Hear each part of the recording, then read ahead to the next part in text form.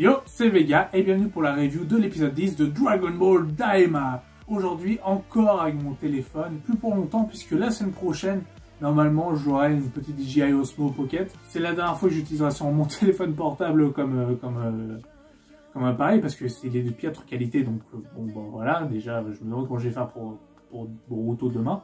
Mais bref, passons. Parlons de l'épisode 10, on est déjà à la moitié de...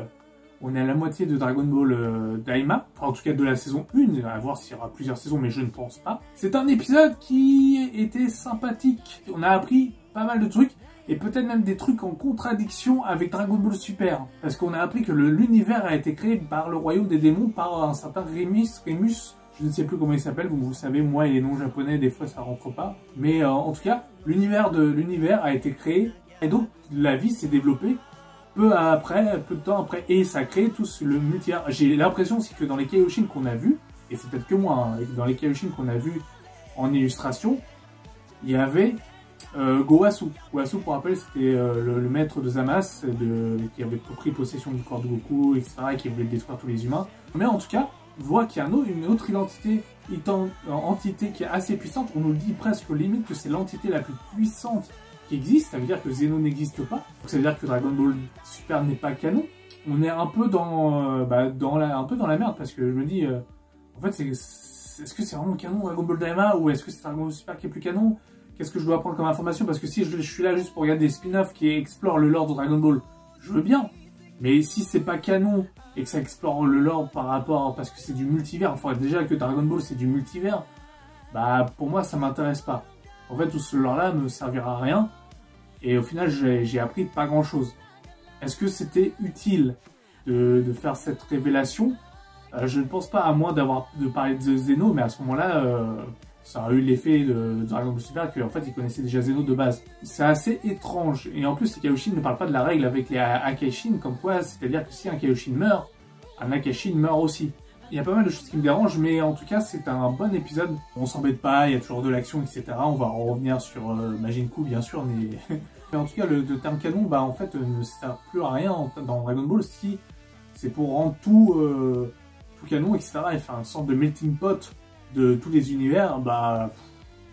ce sera pas très intéressant. En tout cas, Goku, etc. voyage dans le monde 2 pour prendre la deuxième Dragon Ball, sachant que les monstres sont de plus en plus petits et ils vont sur une planète qui ressemble à la planète Namek, comme deux gouttes d'eau. Même Goku dit, bah Freezer l'a détruit auparavant, mais ça y ressemble comme deux gouttes d'eau. Et bah oui, ça ressemble comme deux gouttes d'eau, et on demande à Piccolo, ça m'a gêné, c'est peut-être l'épisode qui m'a le plus gêné, qu'on lui demande, bah ça doit te rappeler des souvenirs, etc.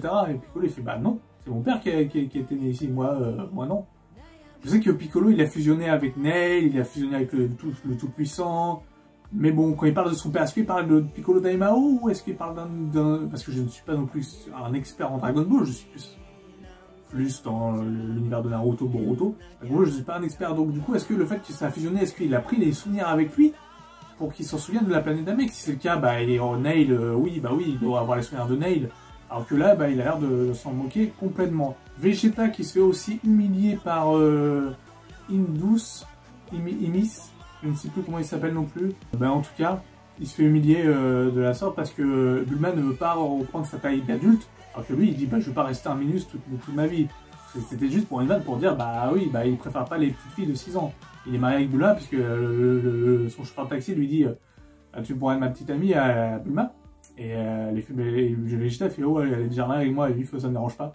Vegeta dit, bah, je préfère ma femme quand elle est adulte. Bah, c'est normal, il va pas être avec une fille de 6 ans. C'est comme le coup où ils sont attaqués par la gendarmerie, Goku, etc. Goku va taper la gendarmerie, donc la Team Magma, pour rappel, et après va avertir Vegeta. Qu'est-ce que Vegeta et etc. font dans le monde 2? Parce que Goku, l'épisode d'avant, il avait dit, nous on ramène les Dragon Ball, vous allez détruire Goma. Vegeta fait ok, ils se barrent chacun de leur côté. Épisode d'aujourd'hui, bah en fait, ils se retrouvent, ils disent, bon bah finalement on va devenir potes, on va prendre, vu que vous avez retrouvé votre vaisseau, vu qu'on a encore pété un vaisseau, bah ils décident d'aller dans le vaisseau de Vegeta, et d'attendre enfin Vegeta et Bulma, etc. et se dire, bah voilà, voilà, on les attend. Mais alors, c'est-à-dire, ça servait à quoi de dire l'épisode d'avant, les 30 secondes, de dire, bon bah désolé, on va pas pouvoir y aller, vous vous occupez de Goman ou des Dragon Ball, et basta. Il y a pas mal de trucs qui m'ont dérangé, qui ont pas trop de cohérence, ou alors c'est moi qui me fais, qui pinaille sur les détails.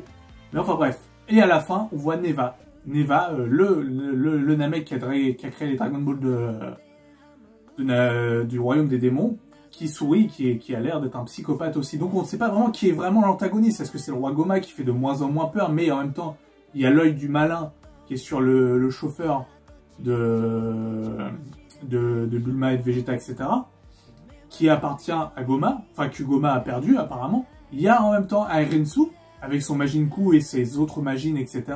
Il y a les Tamagami, qui sont aussi une menace. Il y a tout le royaume des démons qui est une menace. Il y a aussi du coup peut-être Rimus, comme je dis, je ne sais pas, qui est encore là, et donc ça peut être lui aussi une menace. S'il est encore en vie, s'il se cache quelque part dans le royaume des démons, on ne sait pas qui est vraiment l'antagoniste final. On ne sait pas où ça va. Donc voilà, donc on va parler de Majin-Ku vite fait. Alors pour en finir avec du coup cette trio, on va parler de Majin-Ku, qui était une fraude magistrale, puisqu'on nous a vendu Majin-Ku, comme la semaine dernière, on nous a vendu un Majin-Ku puissant, etc., contrôlé, presque à l'égal de Boo, mais pas tellement. Et Airensu qui est très sûr d'elle, ouais, on va prendre la première Dragon Ball, ce qui est très con parce que Goku est parti chercher les Dragon Ball. Et elle est missionnée, enfin Glorio est missionné pour après donner les Dragon Ball à Airensu. Donc pourquoi elle crée des Majin pour ça? Peut-être c'est pour détruire Goku après, je ne sais pas. Mais bon, bref. Le Majin-Ku se combat contre le Tamagami et il se fait humilier et il abandonne comme un lâche. Voilà. C'était vraiment de la merde. Même le combat était pas stylé, etc. Il a fait des kicks, etc. Non, c'était pas la merde. On sait qu'il y aura d'autres Majin. Ça a été leak, ça a été des satellites. Et j'essaie de pas regarder les leaks, etc. Et pour découvrir le plus possible l'univers de Dragon Ball, j'essaie de pas me faire spoiler de Daima. Il s'est fait laminer littéralement. Mais quel est l'intérêt de Airensu de créer des Majin plus puissants si ils ont le même objectif que Goku et compagnie? Donc Glorio il s'est infiltré et qui travaille pour Airensu. Ça n'a pas putain de logique. C'est ce que je dis, hein. Vous pouvez me dire en commentaire si je me trompe. Bien sûr, je reste bienveillant, je répondrai en commentaire, etc. Mais pour moi, tout cet épisode-là n'a aucune logique et dit un peu un fuck à l'épisode d'avant. Même si l'épisode est bien, comme je vous l'ai dit, l'épisode est sympa, graphiquement, son design, etc. C'est beau, les seiyuu sont bons dans leur personnage, etc. Il n'y a pas grand-chose à dire. Mais j'ai l'impression que ça fait un gros fuck à l'épisode d'avant. C'est-à-dire le Majin-Ku il sert à rien. On apprend qu'il y a un nouvel l'univers a été créé par le royaume des démons. Toute limite a été créée par le royaume des démons. C'était non canon à l'univers de Dragon Ball Super peut-être, ou peut-être canon à l'univers de Dragon Ball. Qu'est-ce qui est canon au final? Le Piccolo et ses souvenirs sur Namek, enfin sur ce qui reste de Namek. Qu'est-ce que foutait Neva? Est-ce que Goku n'a pas senti son ki d'un étranger? Il y a plein de trucs, le vœu tout pété que finalement ce sont des mini gamins et que Goma dit ah bah ils sont vachement puissants. Bah oui, parce que tu n'as pas demandé qu'ils soient moins puissants, tu as juste demandé qu'ils soient plus enfantins, enfin qu'ils aient des corps d'enfants. Donc une fois adaptés au corps d'enfant, bah ils peuvent se battre pleinement. Du coup voilà, il y a plein de choses qui me restent perplexes. Cet épisode, bah si je dis qu'il est bon, enfin mais pour moi il fait un fuck à l'épisode d'avant, presque à l'univers de Dragon Ball entre guillemets. Donc pour moi c'est pas un aussi bon épisode que ça après réflexion. En conclusion, que je me dis que bah c'était pas si terrible que ça et que j'espère que l'épisode prochain avec la deuxième Dragon Ball et le deuxième Tamagami sera relever la hauteur et pourra nous donner une direction de où ça va, parce qu'on sait pas où ça va. D'accord, c'est une aventure, mais moi j'aime bien quand il y a du contexte, j'aime bien quand on sait où ça va, etc. Dans les arcs de Dragon Ball Z, dans les arcs de Dragon Ball de premier du nom, même dans le Dragon Ball le manga entier, on savait où on allait, même si des fois l'antagoniste n'était pas l'antagoniste final. Mais là, il y a plusieurs pistes, il y a plusieurs choses, etc. Ça peut être intéressant, à voir comment ça va être amené. Mais si c'est pour avoir des petits trucs qui sortent de l'épisode en disant « Ah non, ça marche pas ». Mais en tout cas, voilà, c'est à peu près tout ce que j'ai à dire sur l'épisode 10 de Dragon Ball Daima.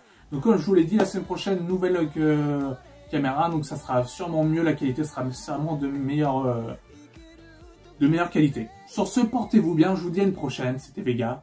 Ciao, ciao.